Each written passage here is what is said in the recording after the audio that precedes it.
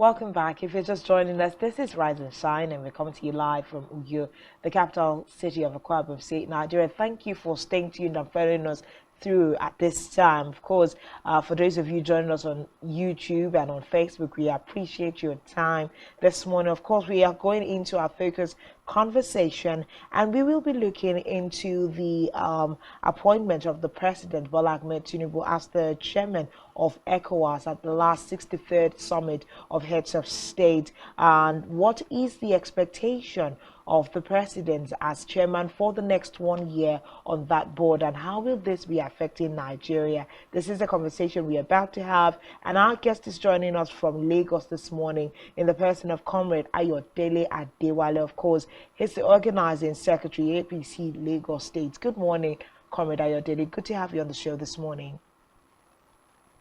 Morning. Thank you for having me.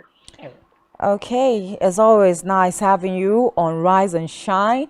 But again, before we even look at the emergence of President Bola Ahmed Tinubu as the chairman of ECOWAS community, let us even look at, ECOWAS as a body of uniting some of the West African nations together. How do you think it has fared so far so good?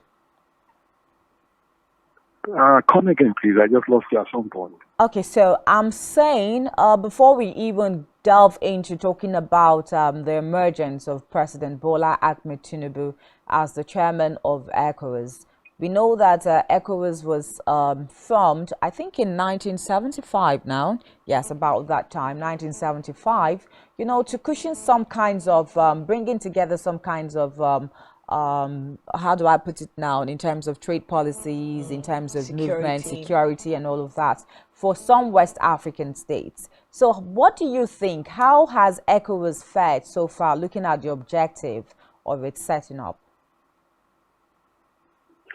Well, looking at the objective of the ECOWAS, they have performed, but not to the full fledged of their capacity.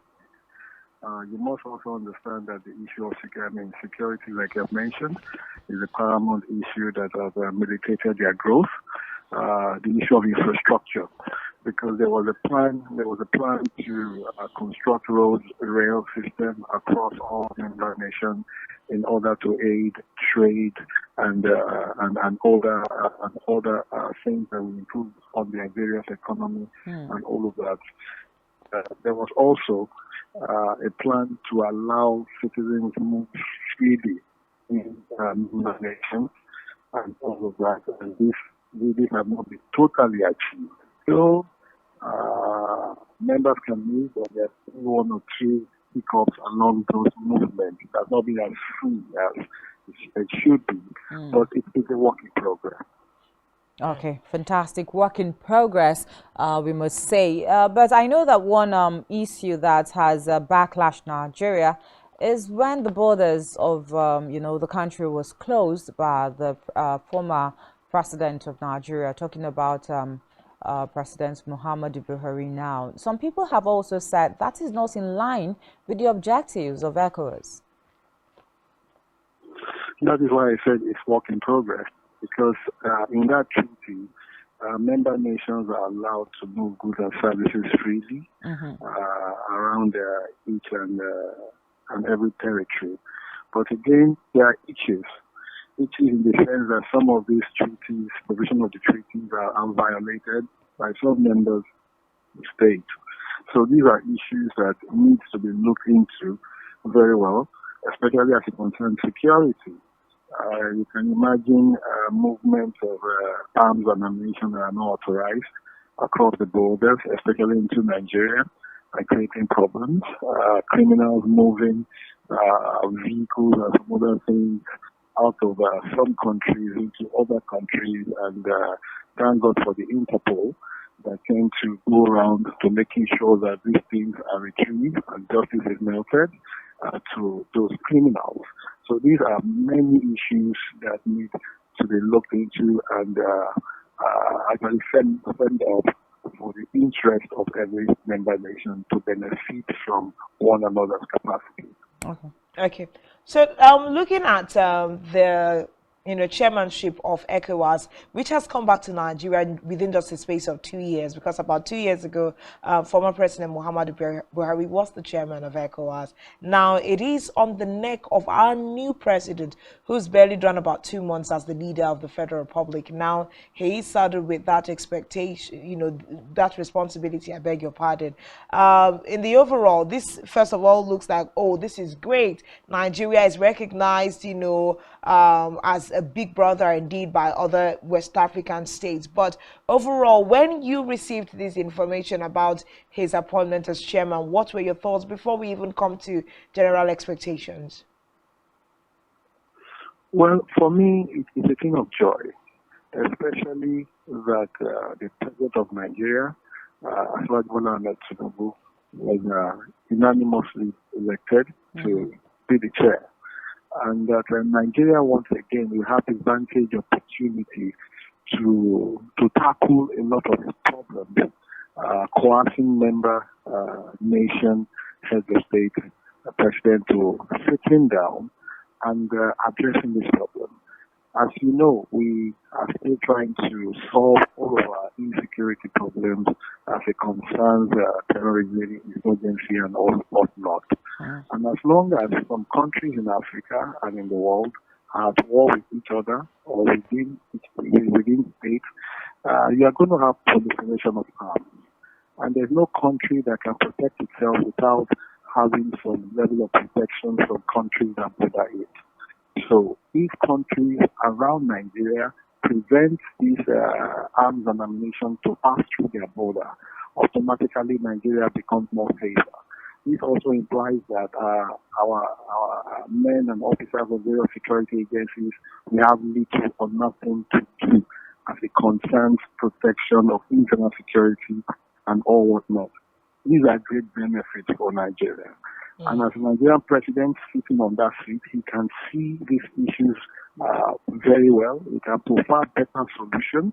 He can deploy more resources to solving this problem. He can get the attention of presidents of various countries to understand the degree of the problem on ground and how it affects our own immediate society, in which we stand a lot to benefit from.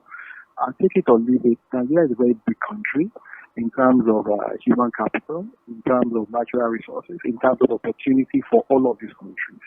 And the more Nigeria is prosperous, the more opportunity it provides for citizens of this country to benefit from and by extension taking back to their country, especially on education and so many other things that they stand to gain. Beyond that, even trading among ourselves, because of our number, they tend to benefit from it. A lot of Nigeria would run businesses there, and they also will get their profit from it. They also will come into Nigeria, get a lot of things back to their country, and it will improve on every economic situation exponentially, especially on tourism and so many other things. So the Nigerian president at this time sitting on that seat is a big advantage for Nigeria. Okay, it's a big advantage for Nigeria. But then we are also looking at the fact that, to a very large extent, something Janice has already cited this morning, ECOWAS has not necessarily achieved its goal as it was set up in 1975, of which primarily is the vision of creating a thriving economic zone and integrated market in West Africa.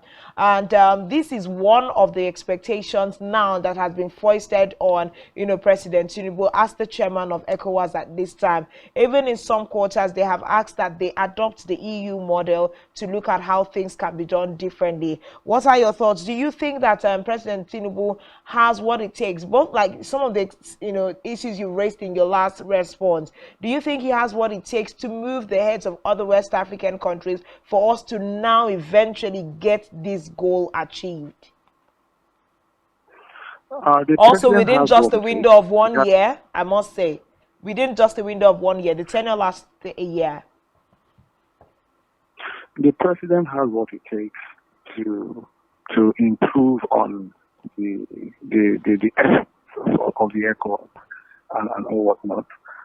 looking at what he had done as the governor of Lagos, I'm very sure that that was one of the main reasons where member nation agreed unilaterally that he should chair that seat. And secondly, is that he has a very good plan, and part of his plan, he had immediately started implementing it on the day he came into office by removing subsidy, and secondly, opening the borders. Because closing of those borders also violates the agreement in the ECOWAS Treaty and all that.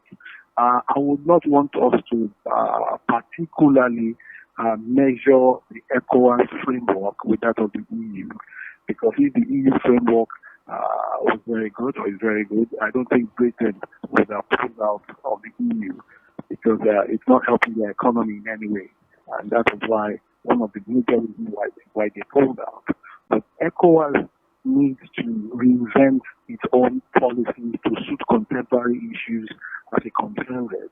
It doesn't mean that they cannot look at other structure in various climes of the world in order to improve on their own system.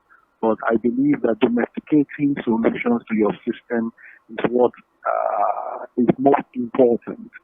And the Nigerian president has also assured that whatever is produced in Nigeria will be of benefit to Nigerians.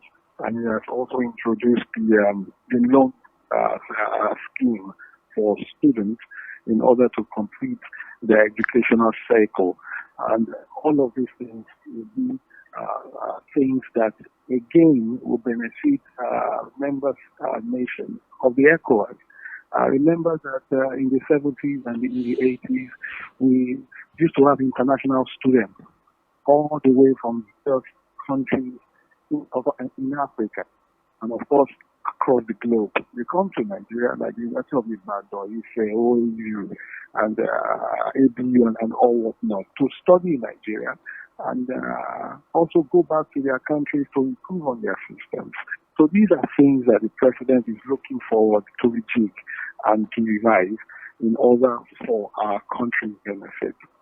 Okay, it's good that you've been able to expatiate on some of those things, but again, it calls for worries that whenever we ask for the capacity of the president, we are always taken back to what he did in Lagos in 1999.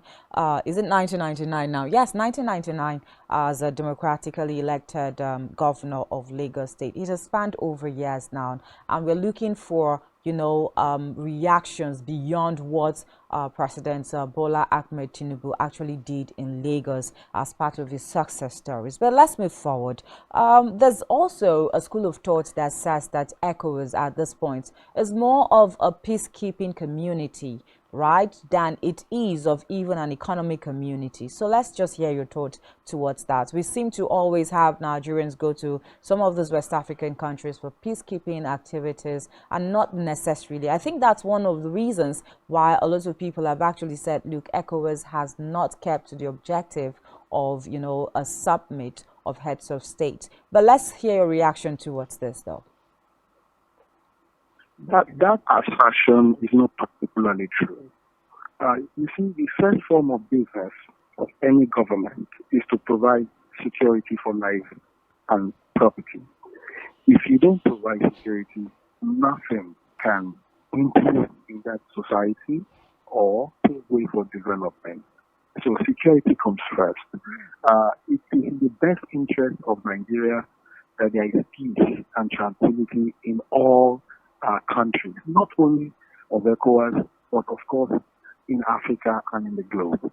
Because the resultant effect is that when these things happen, it finds its way globally across all countries, especially Nigeria, because it will have a market for it.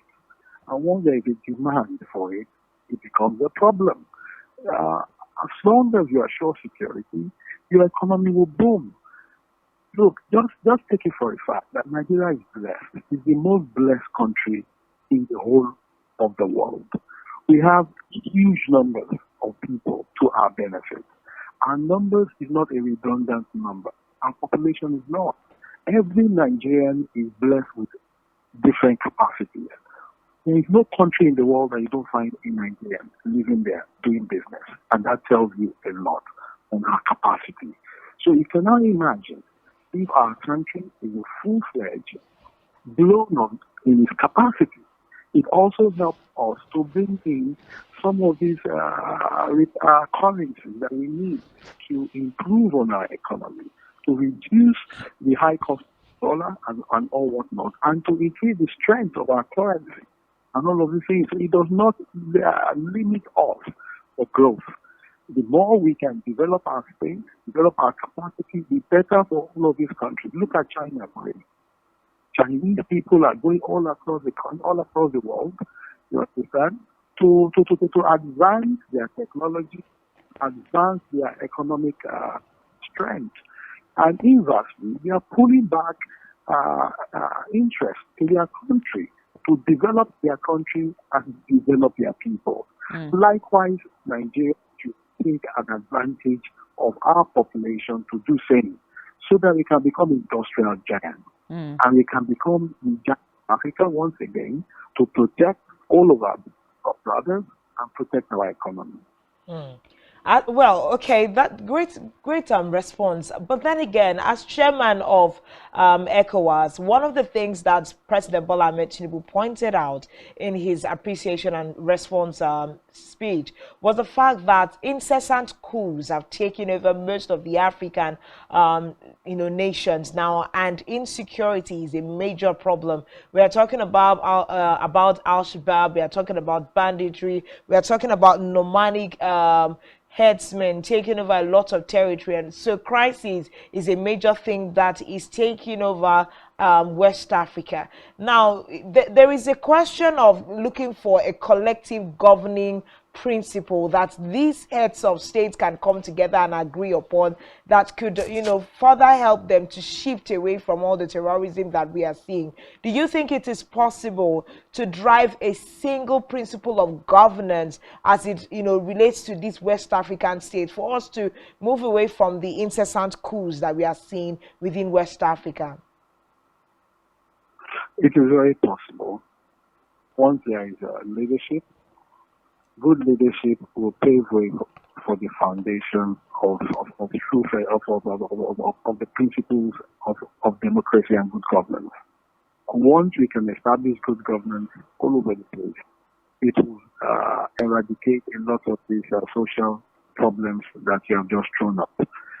What is lacking in many countries of the world, and Africa are not getting, is good governance, right? And if there's no good governance, we'll keep having all of these problems. And we'll pave way for that. We must make sure we educate our people. We must make sure that we are accountable for all the resources that we get. And those resources must be equitably distributed for the common good of the people and the growth of the country. And those are part of what the president of Nigeria has promised and enshrined in his renewed hope document. And he has started implementing that by blocking leakages, making sure that he gets the right people to occupy all of these positions in order to provide good service for the people, and thus improve our well-being as a people in this nation. So like I said earlier, it's a work. In less than 50 days, you can see the milestone of achievement that the president has recorded. And you can see all of the behemoth of corruption in our system that the president has started removing, especially in the CBN and, of course, in the oil and gas sector. You see that just recently, a lot of leakages are being blocked in the oil and gas sector.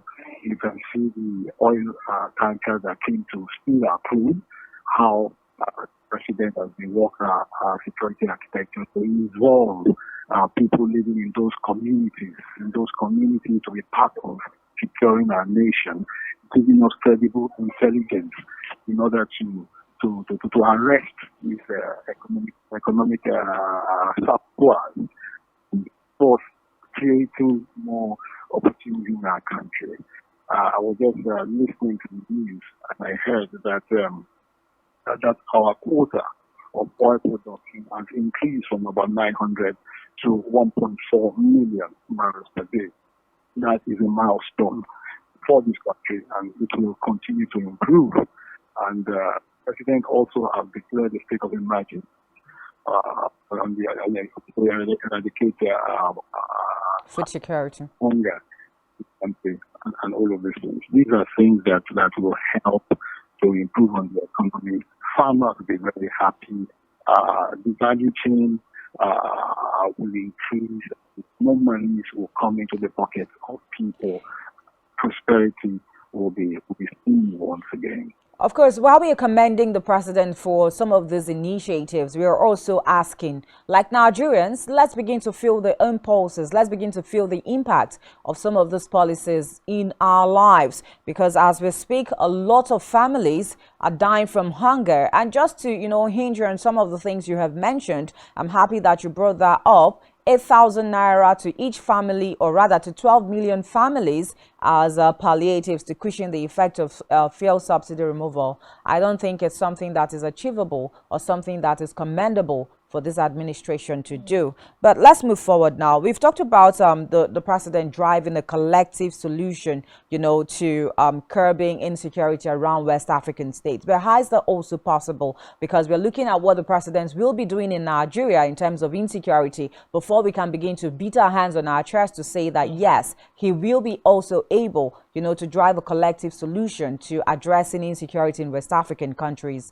Now, let's look at what is happening in Jos. There's been an SOS cry of please let there be some kind of intervention. Let's also take our minds back to what's happening in southeastern Nigeria. None of these things are being addressed as we speak. Now, how does that give us some kind of level of confidence on President Bola Ahmed Tinubu?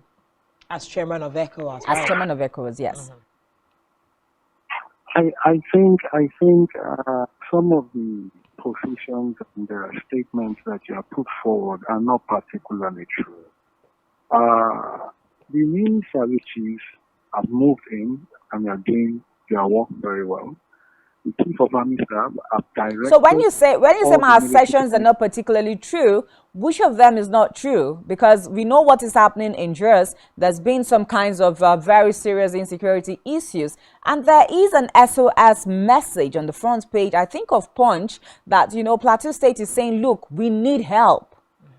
Are we also not aware of what is happening in southeastern Nigeria, where IPOB is on rampage? We have in-season seated homes, which is also affecting the economic activities of those, states and the people there.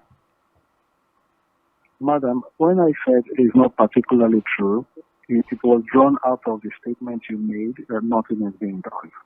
The government came in less than 45 days ago, right? You don't expect them to do an Houdini magic here. We have put in place structures to revamp and rework all of the security architecture to the extent that matters that have thrown up will be resolved. The Chief of Army Staff have directed all formation of the military, especially in the southeast, to go in there and flush out all of these characters and protect life and properties. I think the man came in barely 2 weeks ago. Or 3, the Chief of Army Staff and Northern Service Chief. They were just confirmed, I think, yesterday. So why don't we just give them at least a week or 2 to see what they will do? And I know very well that the Chief of Army Staff was very instrumental to working a lot of things in the southeast when he was deployed there. Now that he is at the end of affairs, he is a man that works from the front and not from the back. I think we should give them a little time. Yes, sir, but speaking of giving them, Sadorene, speaking of giving them, ample time, we are saying, how is Tinubu going to be able to balance out these security needs in Nigeria? His attention is needed here and will also be needed in the West African state with the rate of insecurity that we have in these West African states. In terms of bringing solutions. Yes, to security-related issues. Is there a way he can balance it for Nigeria and for West Africa at the same time? Let's take cognizance of the fact that he is new to the game on both platforms. Part of balancing it is what we have done recently by changing the securities and the chiefs, right? If you're in a football game and your team is not playing very well to the extent that you win the game, the best thing you do is change the players and put in people that can be more productive, which he has done. Secondly, is to look for funds to back up the system, which he has also done by blocking leakages and getting more funds and all of these things. These are part of structure that is put in place. Thirdly, is to boost the morale of the officers and men by providing more for their welfare, which he has said and he has started doing. These are things that will change the thing, and we will start seeing peace and tranquility within our system. And take it or not, as long as this is also happening in Nigeria, it affects other ECOWAS member nations, because a lot of them also are benefiting from the economic robustness in Nigeria in order to push their own economy forward. So these things are intertwined. I only appeal to you and Nigerians to give this government some more time, because they are moving very fast to address all of these hungry matters. Okay. Something else I would really like for you to, help us look into before we let you go this morning is the fact that we have thrown up the initiative of having a singular currency in ECOWAS. Now, so many people are also throwing up the issues of the fact that most West African countries are still dependent on their Western colonial masters. And how is this affecting, trade and, the whole currency? In the first place, do you think that having a unified currency for trade within the ECOWAS state is a welcome initiative? Will it be good for the economy of the ECOWAS states? Well, for me, I'm indifferent, right? My answer would be yes, and my answer would be no. Yes, if all member nations decide to key into the ECOWAS economic framework, yes, that currency will be a benefit to every one of these nations. No, if these countries decide to opine on their former colonial masters, like the Francophone countries that are still battling to get themselves out of the yoke of their colonial structure, it will affect our own economic situation in Nigeria and all of these things. So these are germane issues that President Bola Tinubu, being unheaded in economy itself, an economic framework, will be looking at, you understand, to tackle it. And you can also see when he went to France, you can see the cordiality between him and the president of France. And I believe that he's going to leverage on that in order to make all of this sundry matter work for the interest of everyone. Okay, so we are going to be looking at a very robust ECOWAS, under the administration of President Bola Ahmed Tinubu for the next 1 year. Of course, fingers are crossed to see how, he'll be translating some of his major ideas. But it is also very commendable that, as a first entrant into ECOWAS, he is made the leader. It still shows that Nigeria is the big brother of Africa, and we commend him and, of course, his team for doing that so well. But again, before we let you go this morning, what would be your final words to Nigeria on the lines of some of the things that we have discussed this morning? My word to Nigerians is to work with this government. Please, their government, they elected the president of Nigeria, President Bola Ahmed Tinubu, to come in and help solve a lot of these problems, solve all of these problems. And not too long ago, you were trying to query the reason for the administration to give the poorest of the poor in Nigeria 8,000 naira per month. Take it or leave it. That 8,000 naira, no matter how small it is a little drop that will create a mighty ocean. The money is just to subtle their economic situation at the palliative before the total revamping of the Nigerian economy is totally achieved for the benefit of all. The essence of this project is to create an enabling environment whereby everybody will key into the system with their capacities to develop without knowing anybody or seeking favor from anyone. Once our economy is reduced to our advantage, to the extent that we can start having 24 hours of power supply, it means that our dependency on petrol will cease to be no more. Once we are able to achieve a very strong transportation system in Nigeria, it also means that movement of goods and services within the country will be uninterrupted, and this will help our economy to grow seamlessly. Once we achieve that, not for education, infrastructure, and all of that, then people can move easily without focusing on palliatives and all of this. But the palliative must just have to come, no matter how little it is. 60 million Nigerians having that digitally, so that you press people can track it. Because these funds will be given to people, in a digital form through the bank.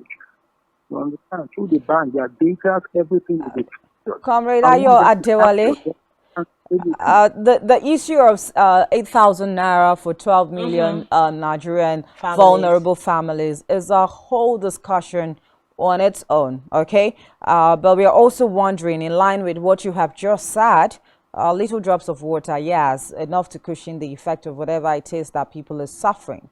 And the government is saying that they will be doing this for 6 months. Now, with all of the things you have said, do you think that this is achievable in the next 6 months?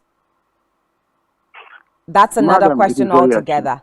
Do you think that the government, or this present government, can put all of these things in place in the next 6 months? Because we are going to hold you by your words this morning. Madam, it is very achievable. I was the chairman of a local government, and I served for 6 years. We have local government structure in every state of Nigeria. Through the local government structure, they can collect data of the poorest of the poor within those enclaves. And in each local... You have 1 minute remaining. Associations there. Now, through all of these structures, you can get to the poorest of the poor. Okay, thank you so much. Thank you so much. Our time is up. Comrade Ayo Adewale, thank you so much for your time this morning. This is where we just have to put an end to the conversation. Do have a great day. Thank you for having me.